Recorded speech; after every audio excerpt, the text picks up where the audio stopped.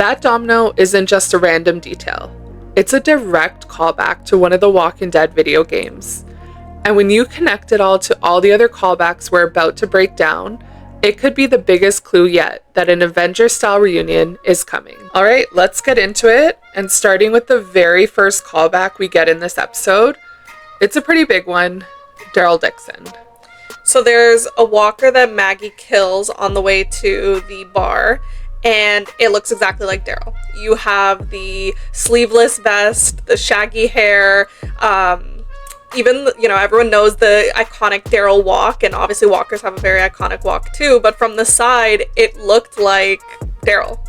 And I feel like they were very intentional about it because they do linger on his vest.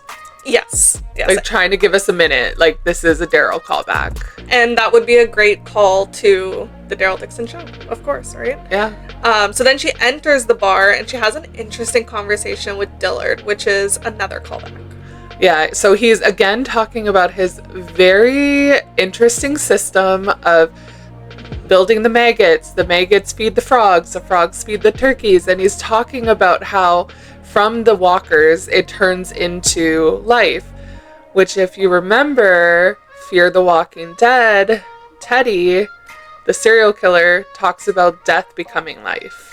And there's some very symbolic imagery in Fear the Walking Dead where they have the walker tied to the tree, like literally feeding the tree and giving it life. And that is essentially what Dillard's doing, but also what Maggie and Renata are doing with New York City, using the methane tanks and feeding the walkers in order to get electricity.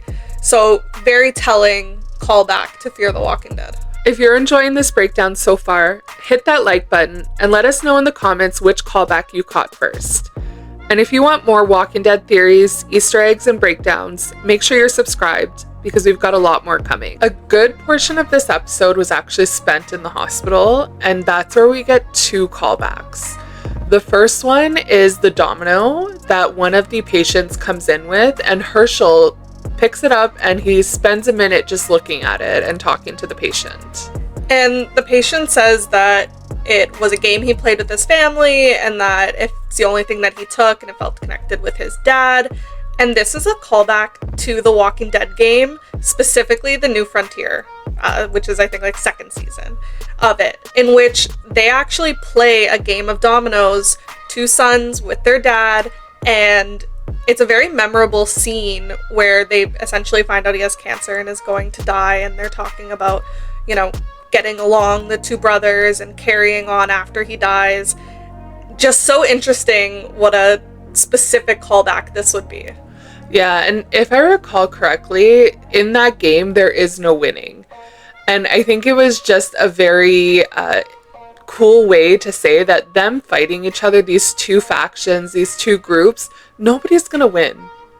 Yeah, no matter which domino you pick, they have the perfect play to counteract it and in order to win. And that seems kind of, this whole episode is, what do? Do we take both groups? Do we take neither group? Do we just kill them?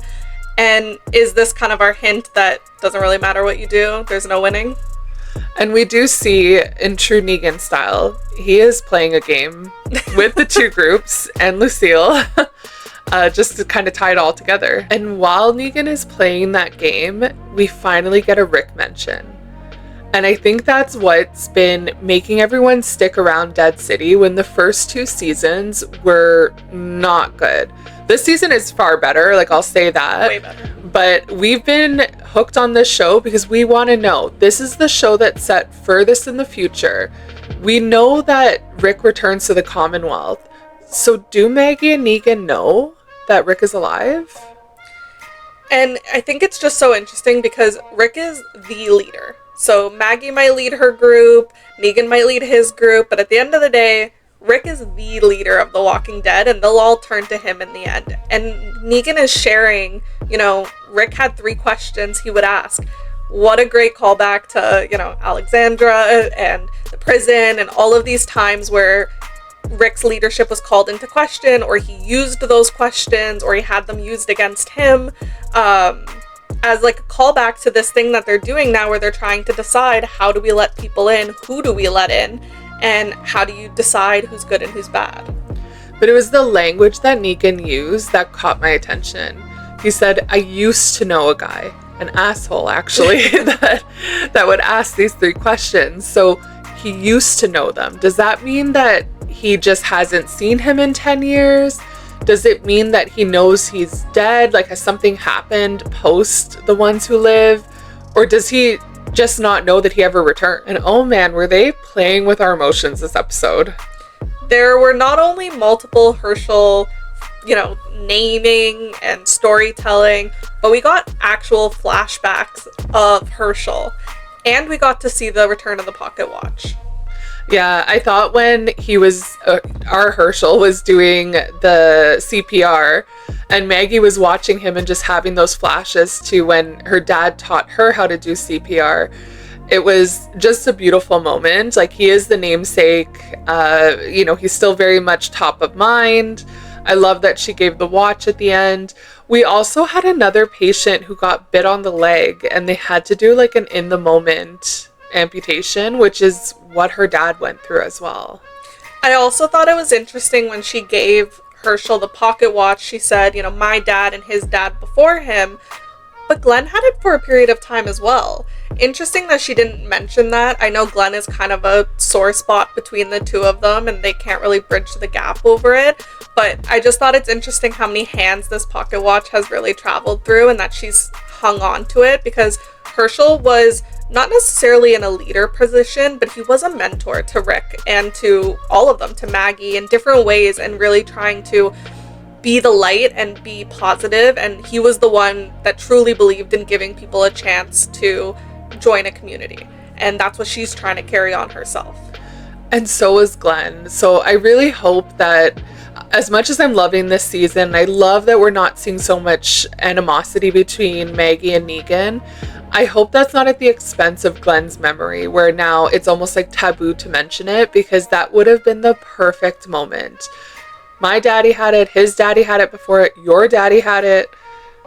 It would have been just a nice way to wrap it up. And I want to talk about that final scene with Dillard and the Walker. And my first instinct watching that scene was, how reminiscent was it to the governor returning to his place and the first time you see his daughter? Yeah. It felt like an exact callback and a very similar situation. Nobody knows that they're keeping, presumably somebody that Dillard cared about, alive. And in Dillard's case, he thinks he's communicating with them. Yeah, and he seems to have almost like a romantic relationship with them, maybe even a little bit of an obsession, which again ties back to the Teddy callback that we mentioned earlier, because Teddy was a serial killer. He was abducting young women before the apocalypse, and it just seems a little too connected that we know Dillard was a cop, he was helping trafficked women. I don't know, maybe something happened there. And we really don't know where Dillard is from. We know he's in Manhattan when the world falls.